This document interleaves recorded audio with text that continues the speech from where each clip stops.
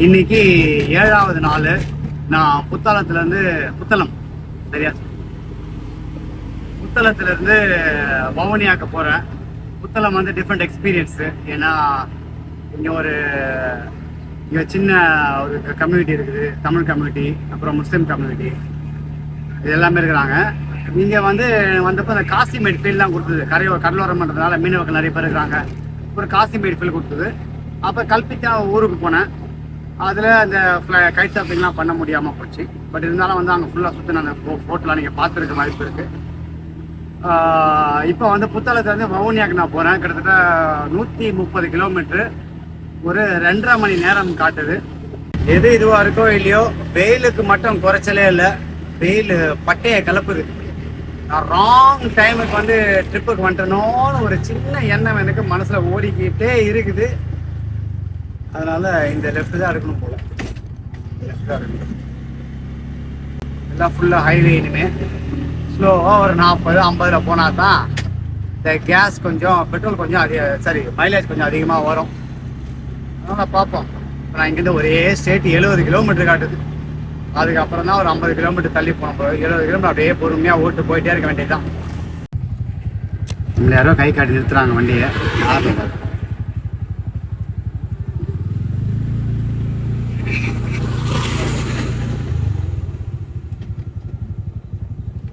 நம்ம ரசிகர்களாக இருக்குமோ யாருன்னு.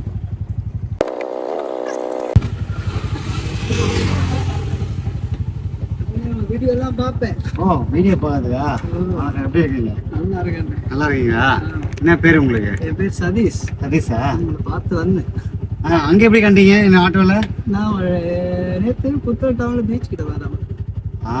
அந்த ஆட்டோவும் பார்த்தீங்களா? அப்போ புத்தளத்தில் இருக்கிறீங்க? என்ன பேர்? Satish. Satish, nice to meet you. வணக்கம் சொல்றது மிக்க நன்றி. சரி, ஓகே. அவர் இந்த பக்கம் போகும்போது பார்த்து யாரோ ஆறுனச்சாங்க கை கட்டினாங்க. ஆனால் யாருன்னு தெரில.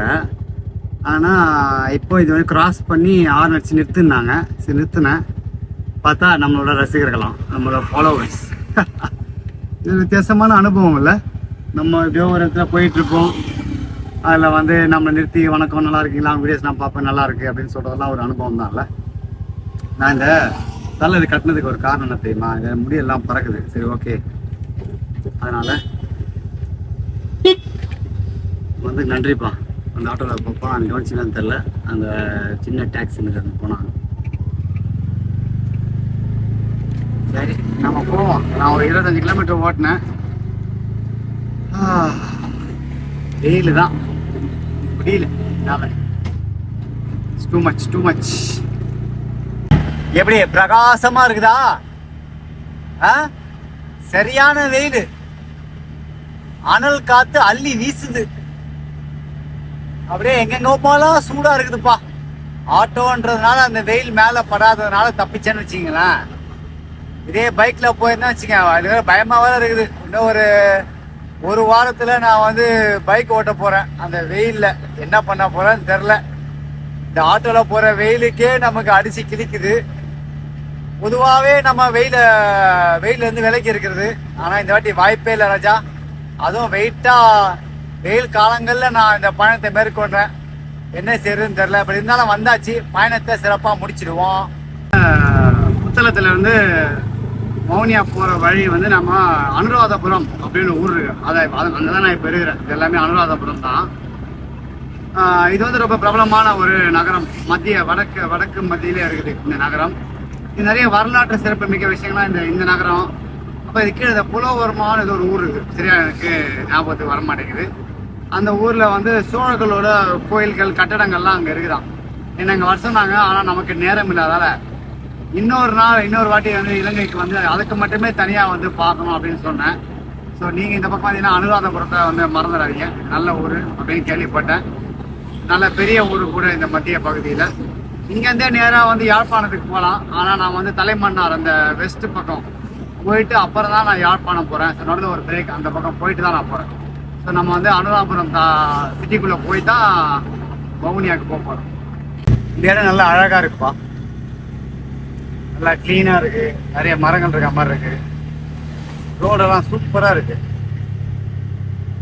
ஹைலைட்டே இது ஃபுல்லாக அந்த ஒரு இடம் கூட அந்த மரங்கள் இல்லாத இடமே இல்லை, எல்லாமே மரங்கள் இருக்குது. 2 பக்கமும் மரம். நான் வந்து இந்த நெகொம்போலேருந்து கண்டி போனப்பவும் சரி, கண்டியிலேருந்து புத்தளம் போனப்பவும் சரி, இப்போ புத்தளத்துலேருந்து நம்ம வவுனியா போகிறப்போ சரி, வழி நெடுக்க ஒரே மரம் தான்ப்பா. இடம் சூப்பராக இருக்குது. இந்த பக்கமும் வந்து அழகாக மரங்கள் இருக்குது. இதெல்லாம் ஏதோ காடு மாதிரியே இருக்குதுப்பா, அழகா குளிக்குது. எல்லாம் குளிக்கலாமா போயிட்டு? அங்கே தண்ணி மாதிரி ஒரு இடம் இருந்தது, அங்கே போய் குளிக்க முடியுமான்னு பார்க்கலாம். அது வண்டி திருப்பேன் நான்.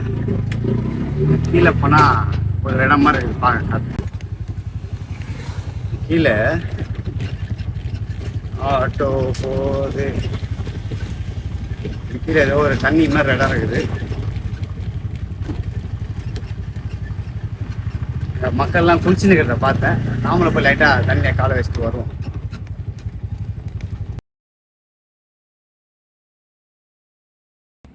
எப்படி என்ன சொத்தப்பல் மாதிரி இருக்குது. நல்லா இருக்குல்ல ஊர். செம்மண் இந்த பக்கம், செம்மண் இந்த பக்கம் தண்ணி, இந்த பக்கம் வீடு. அழகாக இருக்குது. தண்ணி வந்து குளிக்கலான்னு பார்த்தேன்,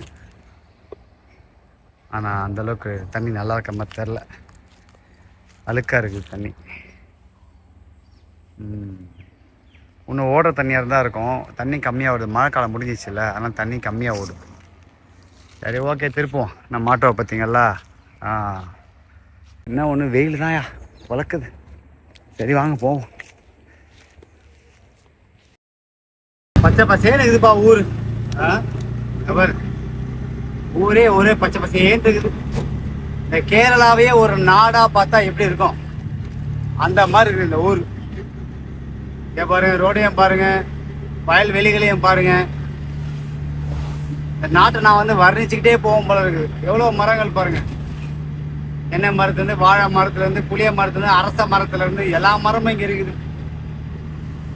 2 பக்கமும் தெருக்கள் பக்கமும் இவ்வளோ மரம் இருக்குல்ல, இவ்வளோ அழகாக இருக்குல்ல. நம்ம ஊரில் என்னன்னா ரோடு இருக்கிற ரோடுகள்லாம் மரங்களை வெட்டிட்டு ரோடு போடுறாங்க. கேட்டால் வந்து கூடவே வந்து 1000 மரம் நடுறாங்களாம். அந்த 1000 மரத்தை யார் பாதுகாக்கிறது? அடுத்து ஒரு ஊருக்கு வந்துருக்கிறோம். இந்த ஊர் பேர் வந்து மெதவாச்சியா. அப்படிதான் நான் படித்தேன், மெதவாச்சியா இந்த ஊர் பேர். இது அந்த முன்னாடி பார்த்த ஊரை விட ரெம்பவா தானே பார்த்தோம். அதை விட கொஞ்சம் பெருசாக இருக்குது. நல்லா பயங்கர பிஸியாக இருக்குது. பஸ் ஸ்டாண்ட்லாம் பெருசாக இருக்குது, நிறைய கடைகள் இருக்குது. ஸோ அதனால் இது கொஞ்சம் மெயின் ஊருன்னு நினைக்கிறேன்.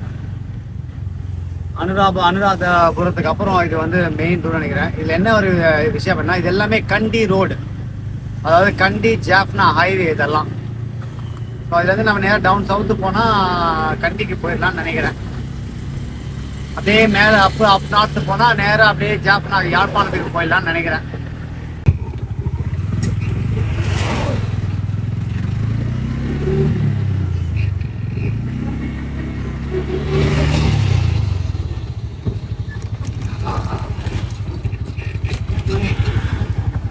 எப்படி வவுனியாவுக்கு வந்தோமா, ஒரு 2 மணி நேரம் பயணத்துக்கு இன்னும் ஒரு 15 நிமிஷம் வவுனியா நகரத்துக்குள்ளே போகிறதுக்கு. வவுனியாவோட இதுக்கு வந்துட்டேன், அது பேர் என்ன, பார்டருக்கு வந்துட்டேன். இப்போ அந்த வவுனியாவோட சைன் இருக்குது. எல்லா நகரங்களும் இந்த மாதிரி வைக்கிறாங்க. I love Vavuniya, I love Chennai, I love New York, I love Toronto அப்படின்னு சொல்லி நிறைய இடத்துல வைக்கிறாங்க. வவுனியாவில் வச்சுருப்பாங்க எதிர்பார்க்கவே இல்லை. நல்லாவே இருக்குது. நம்ம வரவேற்கிறது வவுனியா நகரம். இன்று நாளை மறுநாள் வந்து வவுனியா நகரத்தில் இருந்து சுற்ற போகிறோம். நல்லா இருக்குல்ல இந்த இது வவுனியான்ற முன்னாடி வந்து வன்னி அப்படின்னு சொல்லுவாங்களாம். ஏன்னா வன்னி அப்படின்றது இந்த நிறைய வன்னி மரங்கள் இருந்ததுனால இது வவுனியா வன்னி நகரம் வச்சுருந்தாங்க. அப்புறம் நாள் போக்கில் அது வவுனியான்னு மாறி போச்சு. I love Vavuniya, even I love Vavuniya. ஒரு நாய் ஒன்று வருது, கடிச்சு வச்சிடாதப்பா. சிம்பிள் சூப்பராக ஐ லவ் வவுனியா. எப்படின்னு ஏதோ வீடுகளோ ரெஸ்டாரண்ட்டோ ஏதோ இருக்குதுன்னு நினைக்கிறேன். அது பின்னாடி நிறைய இங்கே சேரங்கள்லாம் போட்டு உட்காரதுக்காக வச்சுருக்காங்க, டேபிள்லாம். ஓகே, இப்போ இங்கேருந்து இன்னும் ஒரு 15 நிமிஷம் தான், 10 நிமிஷம் தான் வவுனியா சிட்டிக்குள்ளே போய் நம்மளோட இடத்து தங்குறதுக்கு. ஸோ இங்கேருந்து போய் தங்கிட்டு மேபி நைட்டில் கொஞ்சம் வவுனியா ஒரு நகரத்தை கொஞ்சம் பள்ளம் வரலாம். இது ஒரு ஆர்ச் மாதிரி வருது. வவுனியா அர்பன் கவுன்சில், வவுனியா நகர சபை உங்களை அன்புடன் வரவேற்கிறது. இந்த கடைகள்லாம் வந்துச்சு. அன்றைக்குமா இதுதான் சிட்டின்னு நினைக்கிறேன், மெயின் சிட்டின்னு நினைக்கிறேன். அதே பெட்ரோல் போடுவோமா போயிட்டு?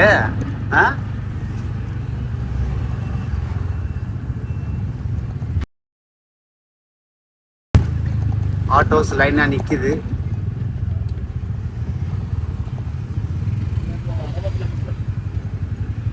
ஆட்டோ லைனா நிக்குது. நின்றுவோமா?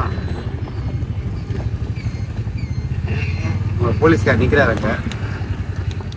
அவர்கிட்ட சொன்னா ஓகே தான் நினைக்கிறேன்.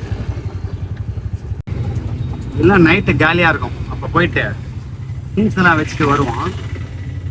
ஏன் இப்போ போதும் இதுவே சரி வண்டியை எடுத்துக்கிறது ஒரு வித்தியாசமாக இருக்குது. ரைட், ஒரு இதை தூக்கணும், லீவரை தூக்கணும். லாங் வெஹிக்கிள் பார்த்து போட தம்பி.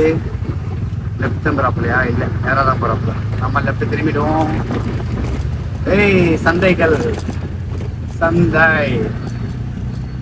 அதில் மெயின்லேயே இருக்குது போல. நம்ம உள்ள சந்தை இருக்குது, சந்தைக்குள்ளே வருவோம். அப்புறம் பேங்க்லாம் இருக்குது. அப்புறம் மெயின் டவுன் டவுன் எங்கே இருக்குதுன்னு தெரில. கேட்போம் எங்கே.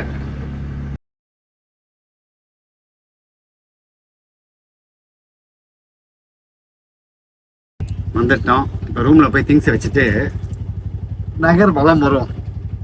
டயர்டாக இருக்குது. 2.5 மணி நேரம் தான் ஒன்றும் பெருசாக இல்லை, பட் இருந்தாலும் பரவாயில்ல.